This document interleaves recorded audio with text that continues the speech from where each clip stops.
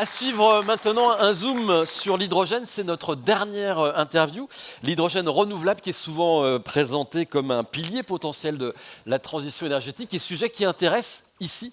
Donc probablement pas mal de questions pour notre invité que l'on accueille tout de suite, qui est Hervé Ranou, qui est consultant et fondateur d'Items, expert en énergie et membre de l'association des économistes de l'énergie. C'est vrai que l'hydrogène renouvelable suscite des débats sur son rôle, son coût, son intégration dans nos territoires. Et on va explorer ces promesses avec vous, si vous le voulez bien. La question, toute première question que je vous posais, elle est toute simple, c'est est-ce que on est avec l'hydrogène sur une belle promesse? Est-ce qu'elle est réaliste ou est-ce qu'elle sera trop onéreuse et ça sera un mirage? Alors c'est certainement une belle promesse. Le sujet a été un petit peu effleuré juste précédemment, donc c'est un sujet absolument passionnant avec des branches d'intérêt multiples, voilà. Mais ça reste un sujet compliqué et pour le moment les promesses ne sont pas au rendez-vous. Alors après, tout le monde investit dans l'hydrogène, les États investissent dans l'hydrogène, l'Europe y croit. Ça veut dire qu'il y a aussi beaucoup d'investissements, il y a beaucoup d'acteurs, il y a beaucoup de soutien financier. Ce soutien financier permet de lancer un certain nombre de projets. Mais voilà, aujourd'hui, pour rappeler quand même l'hydrogène, évidemment, chacun a bien compris que c'est l'eau qui est derrière et que c'est une réserve de stockage inépuisable, que l'hydrogène a une densité énergétique très intéressante, c'est-à-dire bien supérieure, 3 fois supérieure au pétrole. Voilà.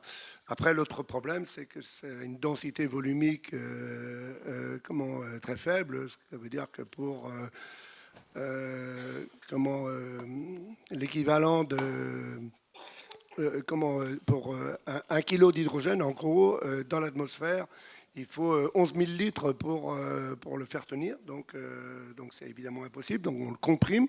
Donc en le comprimant, on peut arriver à une vingtaine, autour de 15-20 litres. Ça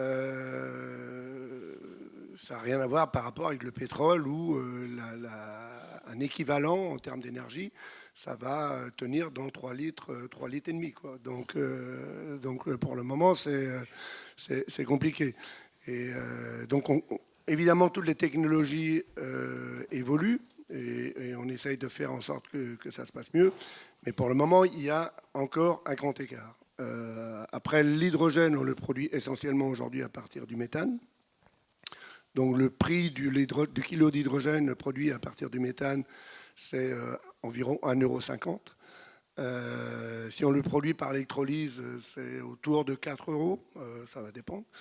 Alors c'est pas spécialement taxé, hein, c'est le coût. Donc aujourd'hui, si on veut produire de l'hydrogène avec de l'énergie verte, ça coûte beaucoup plus cher. Donc aujourd'hui, l'énergie produite avec l'hydrogène produit avec le méthane, ça représente environ 95% du marché. Et ce pourcentage aujourd'hui ne bouge pas. C'est-à-dire que malgré les aides, voilà, les projets restent quand même assez marginaux. Donc il n'y a pas d'évolution aujourd'hui constatée de plus d'énergie qui serait produite par les énergies vertes. Alors, entre parenthèses, énergie verte, parce qu'on parle d'hydrogène avec différentes couleurs. Donc il y a l'hydrogène vert, donc c'est celui qui serait produit par les énergies renouvelables. Il y a l'hydrogène bleu.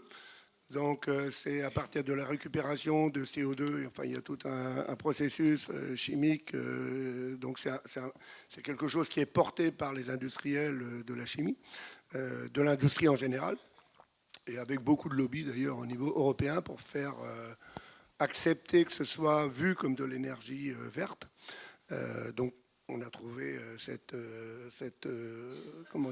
couleur, enfin cette description ou cette appellation bleue pour trouver un espèce de compromis. On va parler aussi d'hydrogène jaune.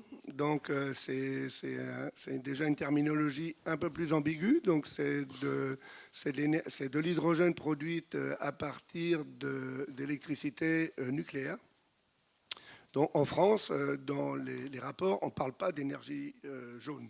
Donc, l'énergie verte englobe l'énergie nucléaire. Voilà.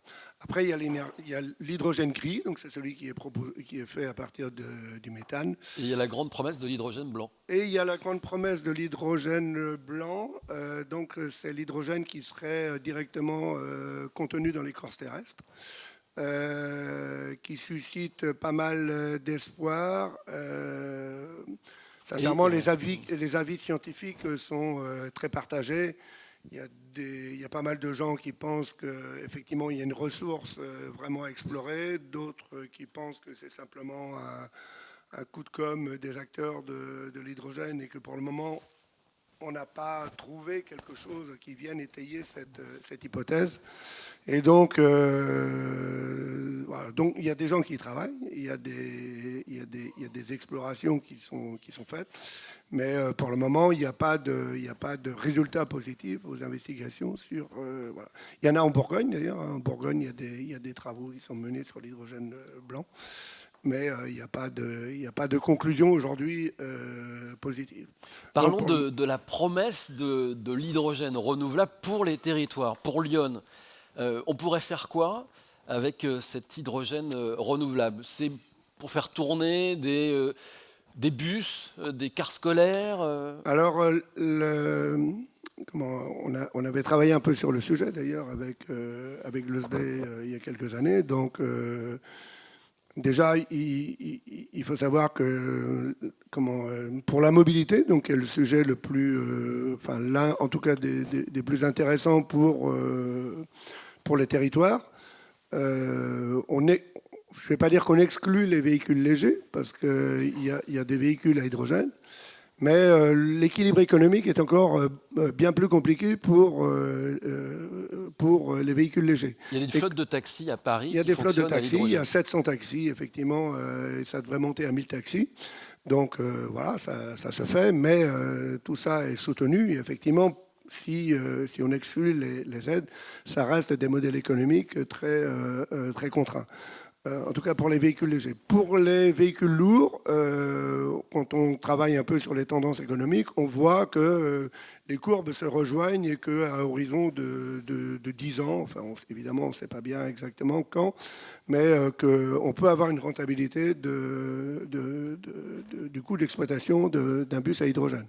Parce que en termes de volumétrique, notamment toutes les installations qu'il faut mettre dans le véhicule, on voit que ça a du sens, ça peut avoir du sens pour un véhicule lourd et qu'on peut embarquer beaucoup plus de stockage, alors que la batterie, elle est limitée forcément sur des distances plus courtes.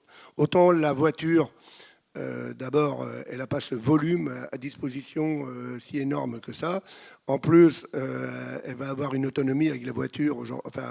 Aujourd'hui, on va avoir des autonomies qui sont autour de 300 km, qui s'améliorent. Donc, la voiture électrique va être difficile à concurrencer, en tout cas du point de vue de l'hydrogène. Pour les véhicules lourds, encore une fois, c'est différent, puisque là, on n'a pas la même autonomie en batterie électrique, alors qu'on pourrait l'avoir en hydrogène. Une grande promesse, c'est la décarbonation des process de l'industrie. Là, il y a une belle promesse avec l'hydrogène renouvelable. Oui, ça reste aussi compliqué. Enfin, il y a pas mal de travaux qui sont menés, hein, mais par exemple, l'acier est un très bon secteur sur lequel il y a pas mal de travaux. Mais bon, l'acier est confronté à différents problèmes de réduction du CO2 et donc doit passer de 2,5 kg de CO2 2,5 tonnes de CO2 pour une tonne d'acier. Ils doivent passer à 1,5. Mais quand vous les interrogez sur est-ce que vous intégrez dans ce 1,5 l'hydrogène que vous consommez et la production d'hydrogène, ils disent non. Donc ça reste aussi un petit peu compliqué. Il y a un autre secteur qui peut intéresser les collectivités. Il y a pas mal aussi d'initiatives dans le domaine. C'est la flexibilité au niveau des bâtiments tertiaires. Donc là aussi, il y a des choses qui se font. Voilà. Mais encore une fois, tout est lié. Pour ces différents projets, il va y avoir des aides. Donc je pense que pour les collectivités, il y a quand même des choses qui sont intéressantes. Et il y a un autre point sur lequel je reviendrai quand même sur les perspectives à plus long terme. Mais pour les collectivités, il peut y avoir un intérêt aujourd'hui à faire des expérimentations parce que effectivement, on a quand même des aides. L'État a initié un projet dans son programme 2030 pour l'hydrogène, effectivement, où il dégage, c'est un chiffre entre 2 et 9 milliards, on ne sait pas exactement où se situe la réalité. Voilà. Enfin, officiellement, c'est 9 milliards. Voilà. En tout cas, il y a des aides. Il y a des aides pour les territoires. Et donc, il y a en effet la possibilité de faire un certain nombre de choses. Voilà. Après, il faut aussi se poser la question une fois que les aides sont plus là, qu'est-ce qui se passe? Mais au moins, en tout cas, il y a la possibilité d'engager des choses. Oui, il y a un point quand même qui est important en termes, alors ça a été abordé aussi dans le sujet précédent. Il y a un point qui va être très important aussi dans les années à venir. Hein. Il y a quand même des choses qui vont modifier structurellement peut-être ce qui va se passer sur le marché de l'énergie. Hein. D'abord, effectivement, en France, on va faire des nouvelles centrales nucléaires, donc ça va représenter un potentiel de 25 gigawatts. C'est important. Mais au bout du compte, avec la croissance des énergies renouvelables, tout ça va représenter un mix qui sera autour de 30-35%. On ne va pas retrouver les 80% d'énergie produite par le nucléaire. Donc il va y avoir un mix. Et dans ce mix, le nucléaire va représenter à peu près 30-35%. Mais autour de nous, vous avez des pays, en effet, comme l'Allemagne, où la croissance annuelle du renouvelable, c'est à peu près de l'ordre de 10 gigawatts par an. Quoi. Donc, il faut bien... Alors, le nucléaire ne produit pas à plein temps, comme il y a un rapport quand même de 1 à 3 environ. Le nucléaire peut produire tout le temps, alors que ce n'est pas le cas du renouvelable. Mais ça va quand même déstabiliser beaucoup le marché de l'énergie. Aujourd'hui, l'une des questions que se pose le gouvernement quand on parle du financement des EPR, c'est de savoir comment on va imaginer des nouveaux modèles d'amortissement, sachant que dans ces nouveaux modèles d'amortissement, il va falloir intégrer des prix négatifs. C'est-à-dire que les prix négatifs ont été évoqués par Philippe Bourguignon. Voilà, c'est-à-dire qu'on investit dans des énergies. Si demain on est confronté à une tendance où on a de plus en plus d'heures, pour vous donner un exemple, il y avait à peu près 140, 150 heures d'électricité négative sur le marché spot en 2023. Il va y en avoir le double en 2024. On sait que ce nombre va croître, voilà. Ce ne sera plus la nuit, ce sera l'après-midi. Donc on sait que l'après-midi va être beaucoup plus un marché dans lequel on va avoir des heures négatives. Voilà. Et donc la question c'est qu'est-ce qu'on va faire de cette énergie? Et là, j'en discutais il n'y a pas longtemps encore, enfin quelques jours avec quelqu'un de RTE, ils disent oui, l'hydrogène c'est pas quelque chose qui était dans le paysage, mais pour des grandes réserves de stockage, il va falloir tenir compte de ces évolutions des prix. Et peut-être que de ce point de vue-là, l'hydrogène va représenter un avenir intéressant. Donc tout ça, encore une fois, ça fait partie du paysage. Tout le monde cogite beaucoup là-dessus, mais voilà. Merci. Alors, comme il y a eu beaucoup de questions sur l'hydrogène avant que vous interveniez, Hervé, on peut supposer qu'il va y en avoir beaucoup maintenant. Donc on va vous inviter, si vous le souhaitez, à réagir. On vous apporte le micro. Si vous souhaitez poser des questions à Hervé Ranoux, qui est spécialiste de ces questions d'énergie, en particulier de l'hydrogène. Est-ce que vous avez des questions ou des remarques, des réactions à remonter à Hervé Ranoux? Mais je crois qu'Hervé, vous avez été très complet sur le sujet. En tout cas. Très bien. Ben écoutez, Hervé, un petit mot pour conclure. Il y a quelque chose que vous voulez rajouter? Non, ah si, je vais répondre aussi à une question, à un sujet qui a été évoqué aussi sur la comparaison par rapport aux terres rares, l'hydrogène, etc. En fait, il faut bien voir aussi que là-dessus, c'est un peu pareil, quoi, hein. C'est-à-dire que vous allez avoir beaucoup de terres rares dans les batteries, mais vous en avez pareil aussi dans les piles à combustible. Donc les piles à combustible, par exemple, si on parle même des électrolyseurs, donc les électrolyseurs, vous avez deux technologies qui... il y en a même plus, enfin bref. Il y en a au moins deux qui sont importantes, qui sont ce qu'on appelle les électrolyseurs alcalins et les électrolyseurs à échange avec membrane à échange de protons. Donc les premiers sont les plus répandus, sont les moins efficaces, mais les moins chers, et donc c'est ceux que vous allez trouver partout. Les deuxièmes, c'est avec les membranes à échange de protons. Voilà. Mais vous allez trouver dans ces électrolyseurs ce qu'on appelle des polymères fluorés, qui sont en voie par ailleurs d'être interdits.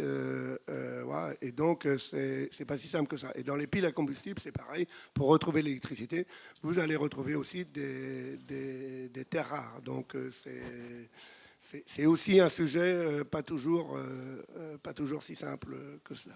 Merci beaucoup Hervé Ranou. On vous applaudit.